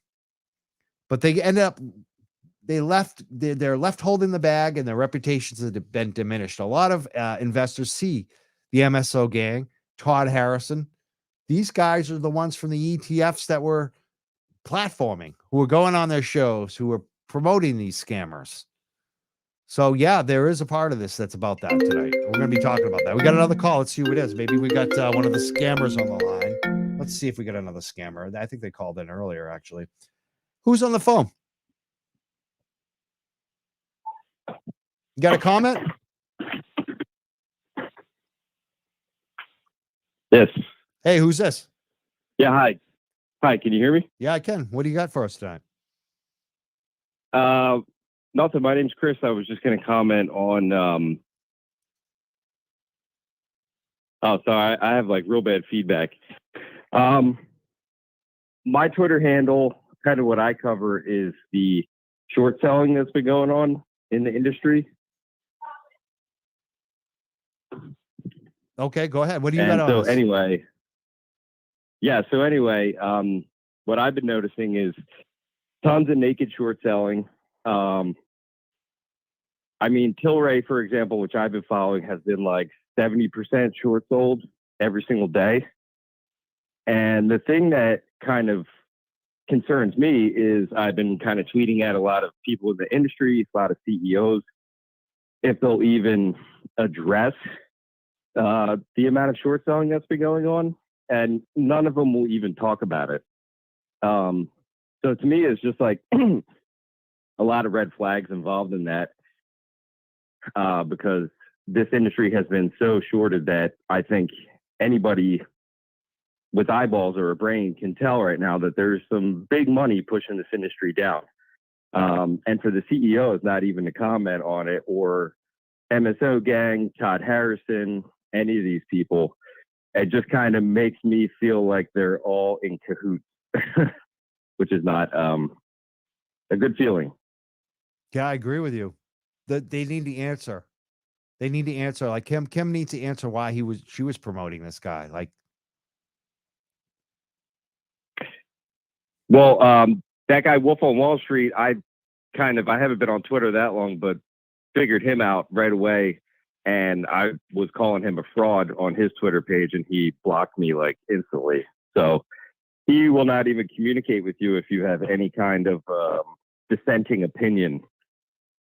I got a comment here too, because Ted seems to know some stuff. He posted some good stuff, but I think he's talking to me right now. He says that LOL, this guy is kind of clueless. And then he says, it's not a donation if you give it to a promoter, it's a payment which would have to be disclosed. And then he goes on and says, Wolf was never charged or targeted. The guy is a douchebag, but he has always disclosed positions in writing on his site. What do you think about that comment from Ted? I don't know much about this dude, Wolf, because I've just kind of recently become invested in the cannabis space. So I know he's been around in it a long time. But just being an investor in other spaces and stuff like that before, I can sniff out the bullshitters pretty quickly. And like I said, I sniffed at this dude out from seeing his Twitter posts really fast. And he blocked me maybe on like the second comment I made on one of his posts. I was blocked. Somebody that pumps a stock when it's very high and then shits on a stock when it's at all-time low is a very dangerous person, and you have to question their motives. And somebody like that, where you're not even allowed to question their motives, or they will not give you an answer to their motives of why they were pumping a stock at all-time highs and are now shitting on it at all-time lows. When you can't even have a discourse with somebody like that, that's very suspicious to me. So absolutely. I would never give that guy my money. Yeah, personally. Especially when they say that they're transparent. They kept talking about transparency. It's like, no, you're not transparent, number one.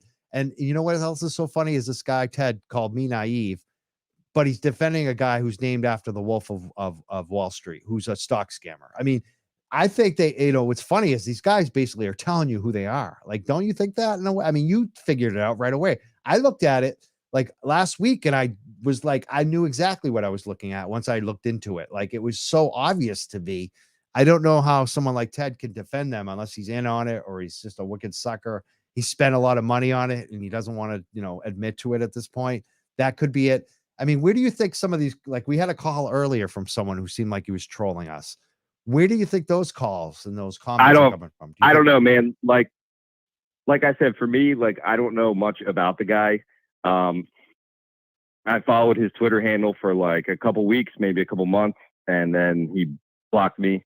But just for me personally, like his whole, and I never gave him a dime of my money. I didn't really know who the hell this guy was. It's just when you go on Twitter and look up weed stocks, he's like one of the first accounts you see because he probably has most followers out of all the, like Fintel weed stock people. But to me, just like his whole personality and persona immediately turned me off. As far as like the cockiness and stuff like that. And again, if you had a dissenting opinion and this was just what I noticed. So this is personally, like purely just my personal opinion on how I felt. But it was the cockiness, and it was the, if you said anything against what he said or the opposite of what he said, you were immediately shut down, immediately called a clown, immediately called a moron, and then blocked. So that's just kind of my take on the dude. If people did give that guy money, I mean, I feel sorry for them. I would never give somebody like that money just for the fact that, to me, the dude seems like just like a cocky asshole, and I wouldn't want to give a cocky asshole my money just on that alone. But especially when he's not I mean, unless they make. He's not licensed either, and he's giving advice, which again is illegal. Like, we're seeing things that I know that aren't legal. If you don't have a license, you're giving advice on, like, you can call it stock trading advice, but in the end, it's investment advice. I mean, that's what it is. I see it.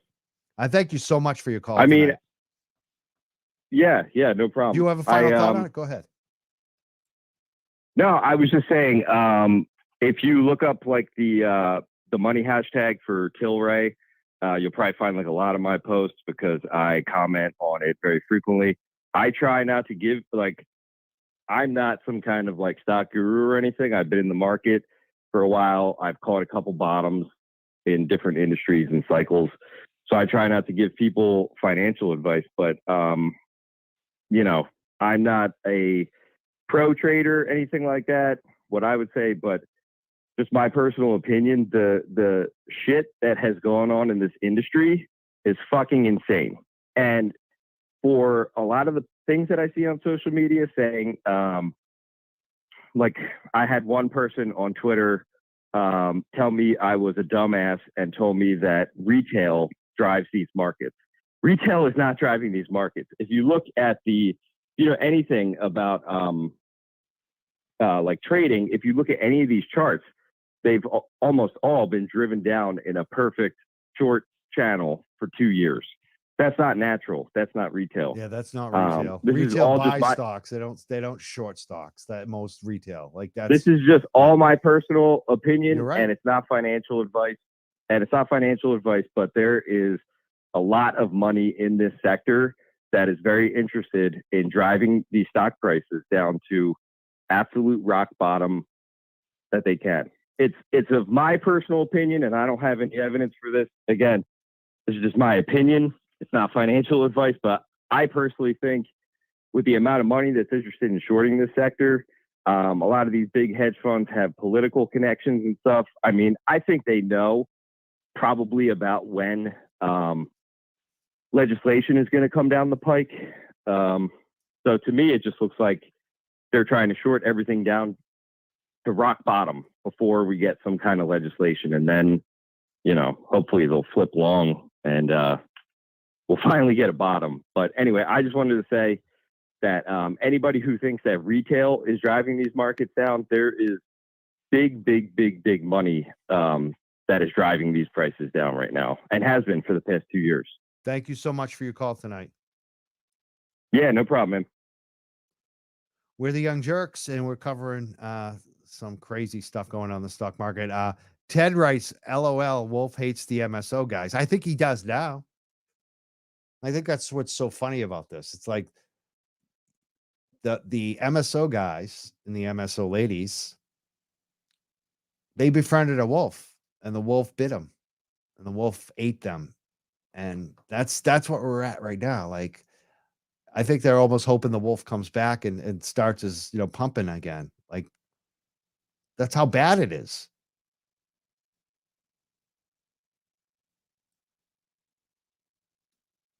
So there's more to this. I want to show some more slides. I'm reading some of the comments with you guys too. Here's another one. The head trainer constantly gives losing trades. We're talking about True Trading Group now. I was permanently muted for pointing it out. He even private messaged me and called me an a-hole. I will not be renewing. Black box is a better option. And, this is, again, what I'm talking about. This is what someone had sent me. To me, it looks like illegal things are going on from Wolf of Weed Street. The person writes, you're not allowed to give investment advice anywhere without a license, even with a license at times. Like, when I had a Series 7 license, I couldn't give advice unless I got it approved by a superior, by someone who was more regulated than I was above me, my compliance guy. You know, I couldn't just go on a talk show and give advice off the, that wasn't legal. So oftentimes even people who are licensed and registered can't actually give advice. And sometimes you have to have certain licenses to be able to do that. I actually got one of the higher licenses through FINRA to actually be a more of a licensed financial advisor that could give advice. So here he is. He's giving advice. He's telling people to buy these stocks and to buy the calls that he was probably selling. And these were losing trades. We're showing them up on the screen right now. You can see that this was a losing trade. He said he's paid $740 for $40 calls. That never hit. So this is what he told people to do. People invested in it and lost. This is exactly what we're talking about.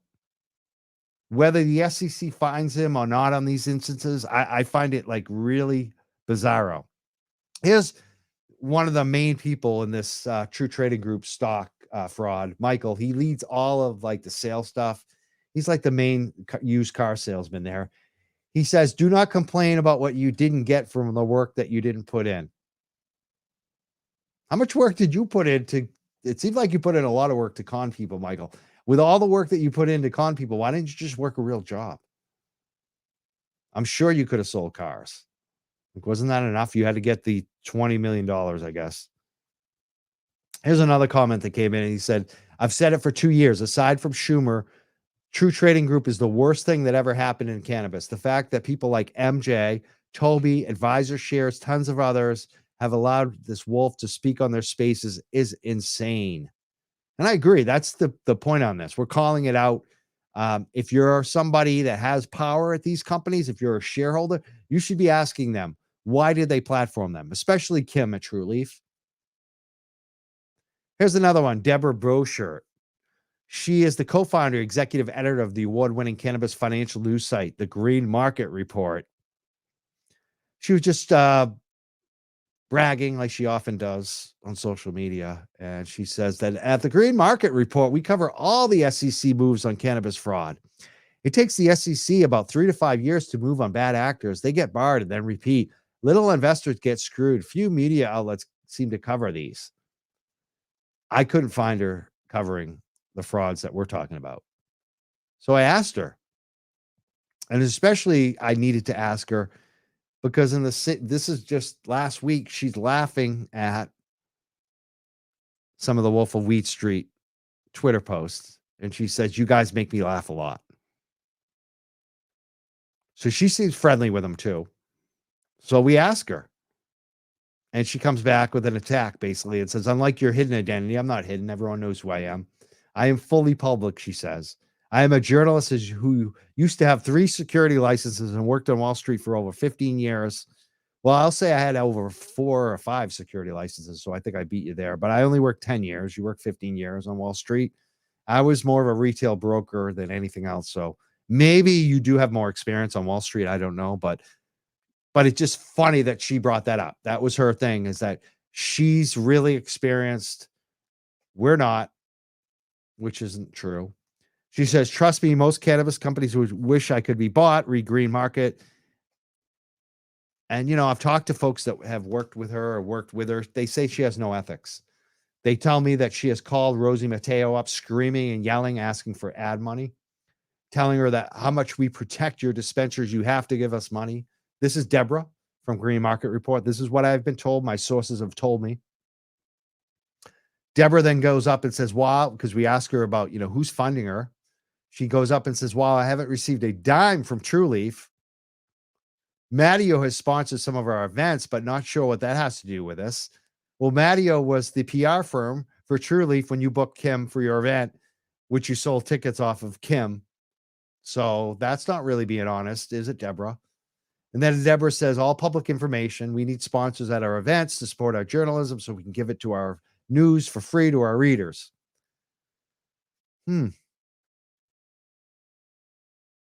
Then she says, we do well research journalism. Not sure why you're attacking a colleague.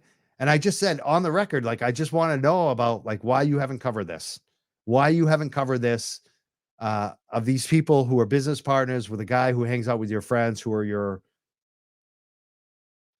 people. And you know what happened next. What happened next, folks? You know what happened next. Oh, and by the way, before she blocked me, I realized that her son actually works for Matio. See, these people, it's a nest. They're all connected. From the media to the PR firms, to the MSOs, to even the stock pump, the fraudulent stock pumpers. So Deborah, the one that works for Green Market Report, the founder of Green Market Report, who's really unpleasant to work for and work with, I hear. Her son works for Matio Communications, which is the PR firm for TerraSend. They were the PR firm for Ascend. They were the PR firm for Trulieve.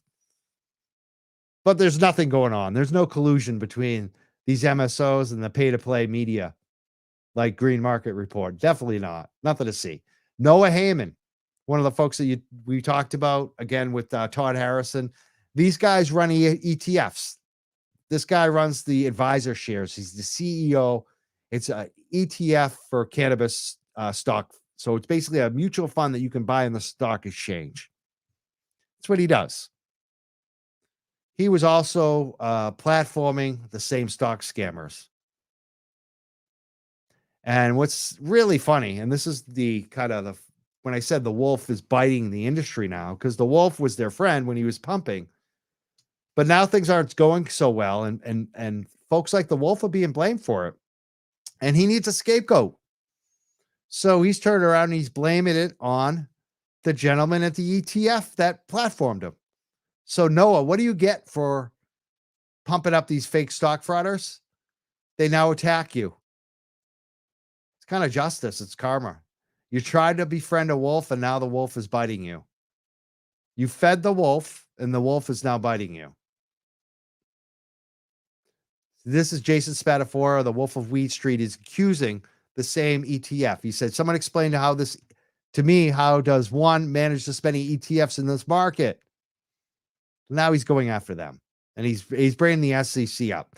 So I asked Noah about it. I said, Noah, when Wolf of Weed Street was calling you a fraud and accusing you of fraud, why didn't you point out that he is, partnered with two guys who were fined $1 million by the SEC for fraud? He didn't comment.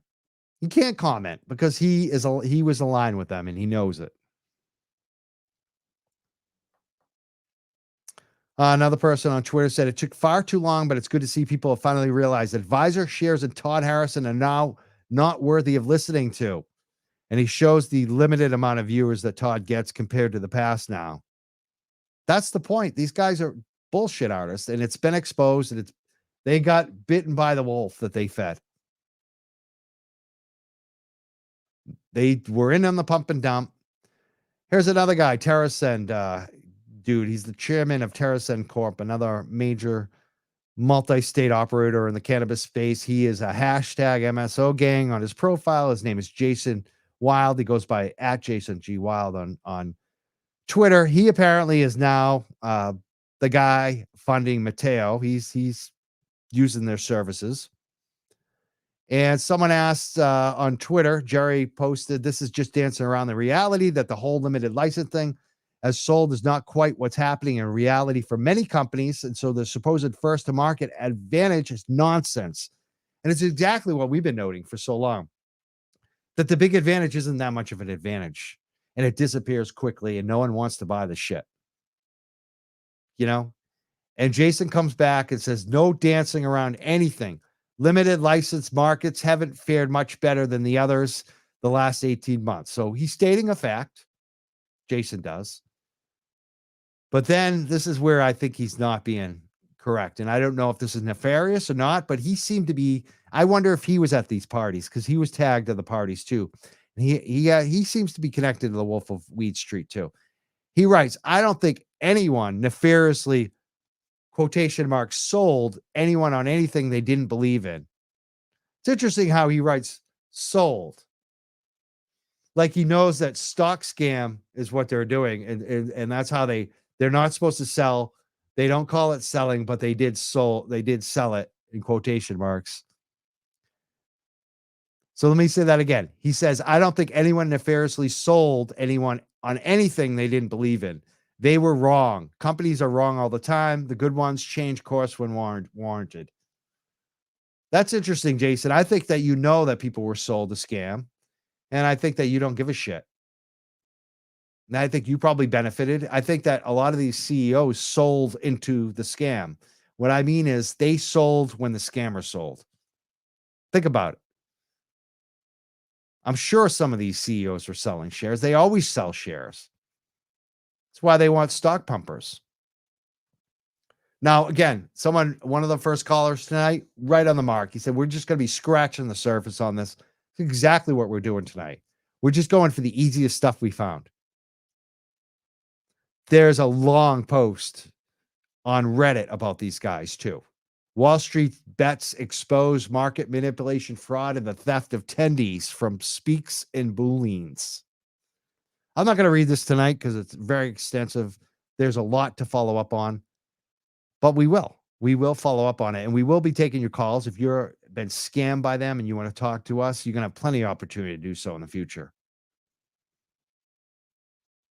But this is interesting. One of the folks that's been messaging to me about these guys, he said, well, what do you know? Looks like Wolf is buying calls and options right now, taking advantage of the safe banking hype.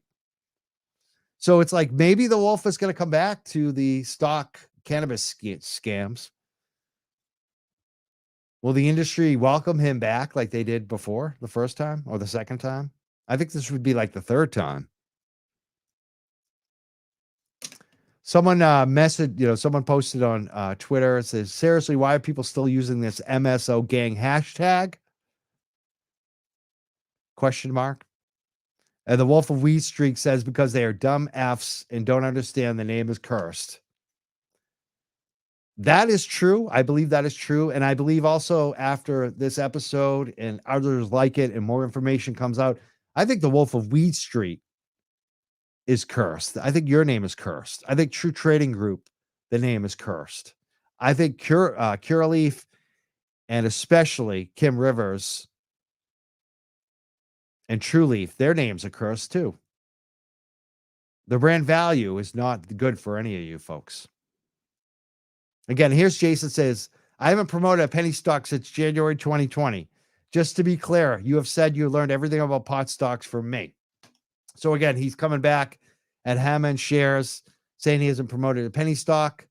I don't know. Are cannabis companies even consider penny stocks? They trade on Canadian Stock Exchange. I don't think it's the official OTC that we consider penny stocks. And you're also doing crypto. Have you been paid by any crypto companies? Have you disclosed all your holdings to and have it audited? You know, if you're partnering with people who have paid millions of dollars, no one should trust you without a third-party audit. You haven't done any of that. You haven't disclosed any of your stuff. Again, this is Jason again. I just want to remind you, for folks just listening, these guys he admitted on Twitter, 20 million over 6 years they made from their illegal stock pumping schemes. Another review on Twitter says, shame on you. Spatafor is a lying, scheming, paid promoter of marijuana stocks. Perfect example is TGOD, where he got people annihilated by pumping it, yet could never once disclose he was getting paid by them to promote the company. He comes back and says, haha, the stupidity of this tweet just won you the dumbest tweet of 2022. Unlike many others, I disclosed everything because if you don't, there's a fine. 2008 wants your TGOD tweet back, please. So it's more we don't do that anymore. We don't do the illegal schemes we used to do. Again, Atlas Trading, another company that the Wolf seems to be associated with. Just something that came down on them this week, too. Very similar stuff. The allegations of the superseding indictments of sufficiently allege a security fraud scheme and conspiracy. Sound familiar? The allegations charge defendants with conducting their pump and dump scheme repeatedly across years through immeasurable false and misleading statements and omissions. So it's the same stuff. And these guys are going to trial. Like the SEC on them is like, we're going to trial. We're not going to let you dismiss it. That's going to be interesting. So this is ongoing. I think I presented a lot tonight. If you want to follow up with us, mjcboston1 at Gmail. Oh, no, at Yahoo. Let's do Yahoo. mjcboston1 at yahoo.com. It's the regular email I check all the time. Send me all your information on these guys. And if you want to leave a voicemail, 978-560-3155, we will definitely follow up with you.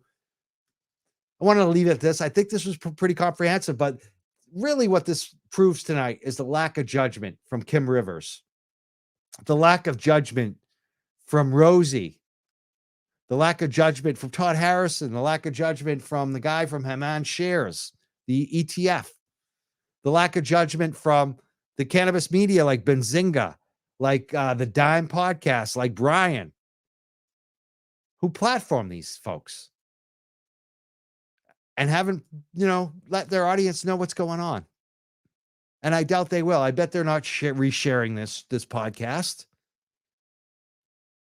They don't want people to know. They don't want people to know that they let fraudsters defraud retail customers. We're calling it out. Expect much more. If there's fraud in this industry, we want to know about it. Hit us up. We got a lot more we're covering.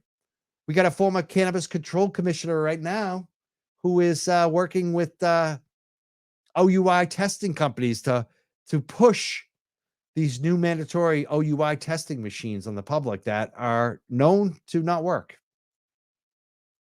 There's a lot of scams out there. We're the Young Jerks. My name is Mike Crawford. If you like what you heard tonight, if you want to support us, like us, follow us, subscribe to us, especially on iTunes. Give us a review up on iTunes. Give us a 5-star review. And, consider dropping some money too. If you like us monthly, we do pay for the Anchor, obviously StreamYard, to broadcast live. Does cost money, and we do appreciate anyone that can kick in some cash to help support what we do. midnightmass.substack.com is one way you can subscribe to us. There's also anchor.fm/the Young Jerks, or any of our podcasts. If you're on iTunes, you can see, just scroll down and you'll see, you can contribute a monthly donation to us as well. I want to thank everyone who supports this show. We'll be back soon. I'm not sure when. Mike Crawford checking out. I hope people got value out of this tonight. We should not allow this kind of crap in our industry. We gotta call it out. Here's another comment I'm going to read before we leave. Chris writes, dude, the retail cannabis investors need this. Thank you for doing this. No one has been on their side for years and have only sought to plunder them. And that's what kills me. Because, I've been investing for years now. And especially now, it's easy to fall for these scams. Like I got scammed by Voyager this year or last year or whenever that happened. It wasn't a lot of money, but still. And it was basically the same thing, lying to your investors. They told us they were FDIC insured on the US dollar coins, which I thought was the safest investment. So these scams happen a lot. It's unfair to working class people. I feel like the SEC, and it's the same with these telemarketers and these people that scam us, by stealing our credit card information. All of them, all the financial crimes. We should make this like we treated the drug war, like we treat Al Qaeda. There's so much damage being done to good business people, to good people who are trying to just save a little money. It's got to stop, and we got to out it. We got to make sure that our friends and family don't fall for these scams, that people are educated on what's going on. And we got to shut them down, and the federal government should be doing a lot more. And so, again, if you've been scammed by them, you can contact the SEC. You know what to show them. Show them the investment advice they gave you, the illegal investment advice they gave you. Tell them how much you lost. We're going to post a link everywhere where to file a complaint to the SEC, but you can Google it. Let them know that because the SEC knows about this. They need to hear from more of you. We're going to actually send this to the SEC tonight too. But again, if you want to support us, we're legit. We're not scammers. We work for the people. We listen to our community. That's how we found out about this. That's how we find out almost about all of our stories is we listen to what you send us and what you tell us. 978-560-3155 is our phone number. If you want to leave a voicemail, if you've been scammed by them, you want to leave any feedback, leave a voicemail after the show is over tonight. Again, my name is Mike Crawford. We're the Young Jerks. We will be back very soon. I want to thank everyone for supporting us, subscribing to us, sharing, and even the folks who've been reporting on this, the folks that have been talking to us, disclosing information this week. I want to thank Lauren Mendel and a lot of other folks, too, who have been doing good work on this. Liz, too. We're the Young Jerks. We'll see you very soon. Mike Crawford. Later, everyone.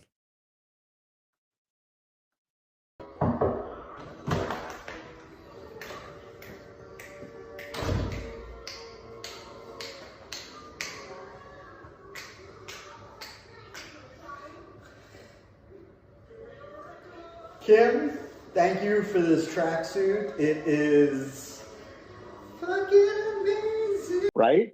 You know, like Trulieve is $100 company in 5 years. You know, I think in 2 to 3 years, it's a $50 company. It's 13 right now. So it's a multi-bagger. And you can say that about Green Thumb and you can say that about Trulieve.